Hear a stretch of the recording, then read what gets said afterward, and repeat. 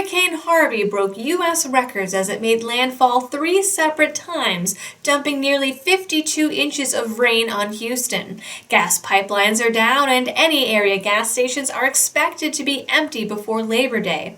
A flooded chemical plant erupted into flames, and municipal water systems are down. Reservoirs had to be emptied, further flooding surrounding areas in order to prevent dams from breaking.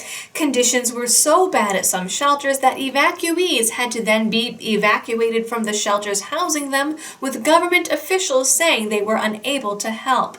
Over 1 million people had to be evacuated, 200,000 homes were destroyed, and 10,000 people were reportedly rescued by FEMA.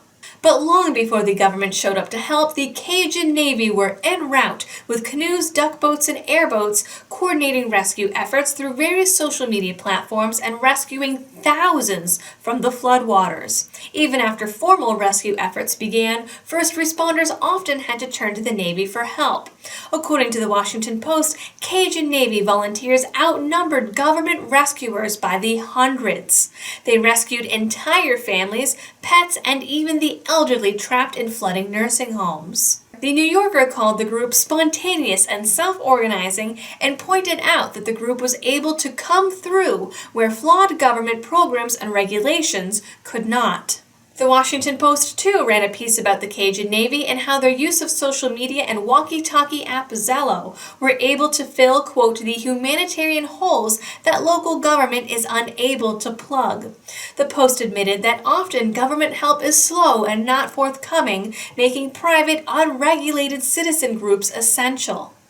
The informal group started in the wake of Hurricane Katrina, but really took root after another round of historic flooding in Louisiana last year.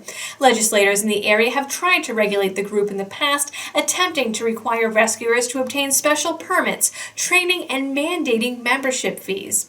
Luckily, those regulation efforts failed, and over 1,500 volunteers and roughly 800 private boats descended on Houston over the past week.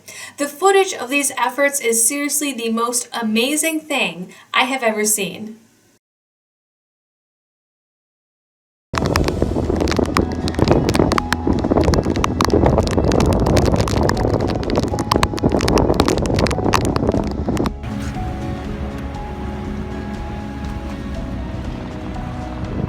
Look at that, just boats.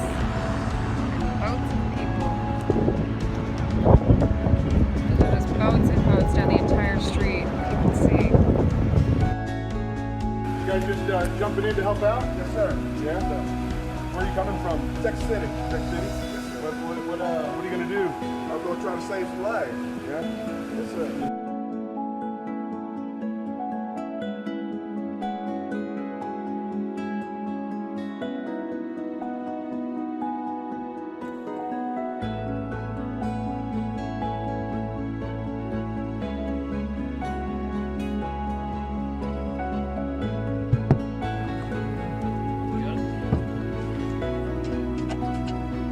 How you doing, sir?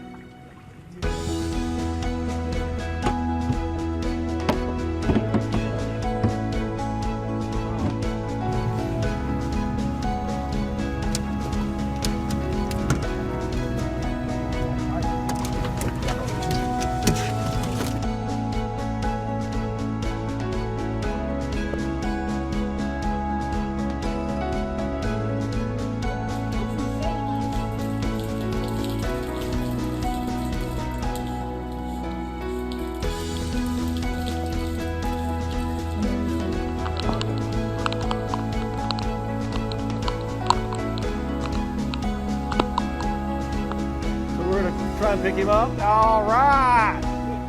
All right. Good girl. That is so awesome.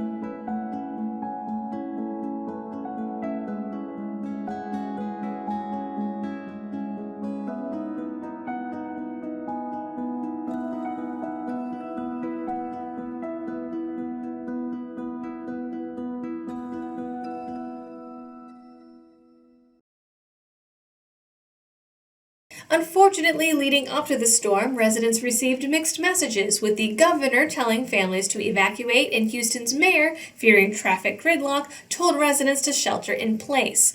But because of the Cajun Navy, the storm claimed only 40 lives despite the record-breaking devastation.